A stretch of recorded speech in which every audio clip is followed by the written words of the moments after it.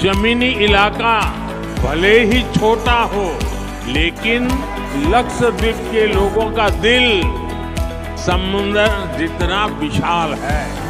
लक्षद्वीप की सुंदरता को शब्दों में समेटना बहुत मुश्किल है। जो लोग दुनिया के अलग अलग देशों के द्वीपों को देखने जाना चाहते हैं, वहां के समंदर से अभिभूत है। उनसे मेरा आग्रह है कि वो पहले लक्षद्वीप आकर जरूर देखें।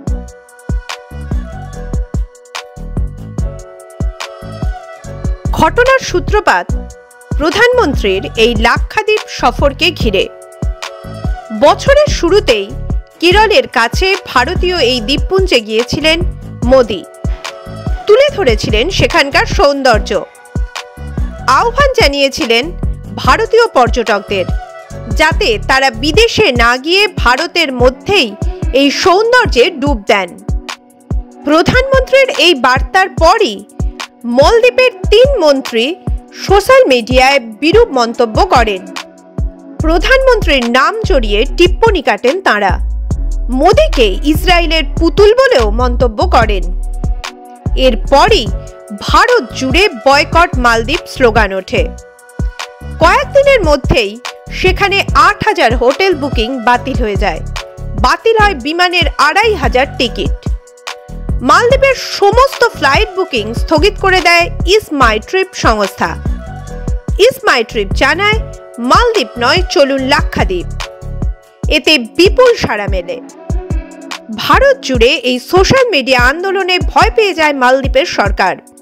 তড়িঘড়ি 3 মন্ত্রীকে সাসপেন্ড করে তারা। তবে ভারত জানিয়ে দেয়, সাসপেন্ড করলেই হবে না, ওই 3 জনকে মন্ত্রিসভা থেকেই সরিয়ে দিতে হবে। ফলে সব মিলিয়ে ভারত মালদ্বীপ সম্পর্ক এক অন্য মোড়ে এসে দাঁড়ায়। কিন্তু কেন এমন পরিস্থিতির সৃষ্টি হলো?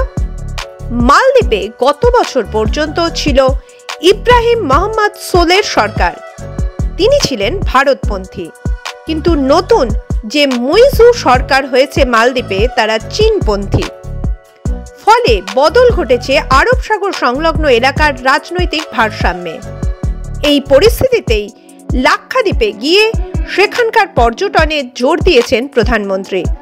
সেখানকার পর্যটনকে নতুন করে সাজাতে হাত লাগিয়েছে ইসরায়েলও। এই খবর অজানা নয় মালদ্বীপের। তাই তারা এভাবে প্রধানমন্ত্রীর বিরুদ্ধে টিপ্পনী কাটতে আসরে নেমেছে। তবে এর যোগ্য জবাব দিয়েছে 140 কোটির ভারতবাসী। মালদ্বীপের বিরুদ্ধে সোচ্চার হয়েছেন বলিউডের অভিনেতা অভিনেত্রীরা। এক্স হ্যান্ডেলে পোস্ট করেছেন অক্ষয় কুমার, কার্তিক আরিয়ান, রণদীপ হুডা থেকে শ্রদ্ধা কাপুর, ভূমি পেডনেকররা।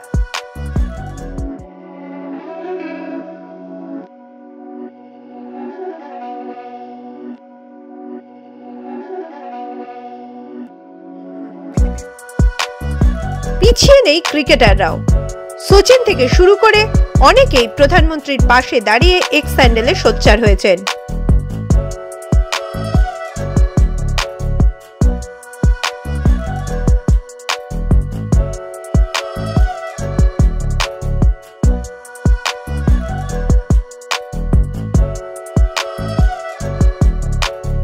দ্বীপরাষ্ট্র মালদ্বীপের প্রতিপত্তি মূলত ট্যুরিজমকে ঘিরেই।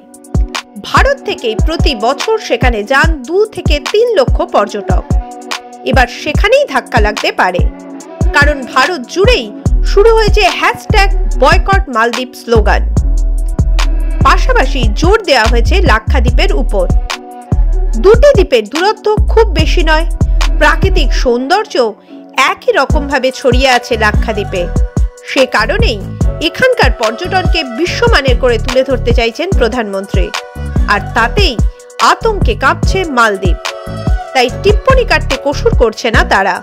তবে ভারত যে এই ছোট্ট দ্বীপরাষ্ট্রকে একদিনেই সবক শিখিয়ে দিয়েছে তা পরিষ্কার।